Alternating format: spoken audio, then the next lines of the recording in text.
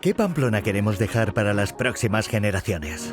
Con Twin GovTech la estamos construyendo desde hoy, empleando todo el potencial de los gemelos digitales. Pero, ¿qué son los gemelos digitales?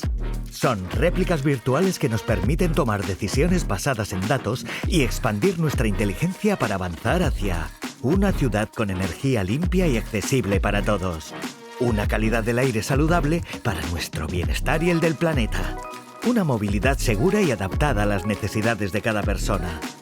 Un urbanismo inclusivo y verde, diseñado por y para los habitantes de Pamplona. Twin GovTech es un programa de innovación abierta impulsado por el Gobierno de Navarra y el Ayuntamiento de Pamplona. Nuestro objetivo es trabajar de la mano de empresas tecnológicas especializadas para diseñar y probar soluciones con gemelos digitales, para hacer de Pamplona una ciudad referente en innovación e inteligencia, para mejorar la calidad de vida de todos y todas.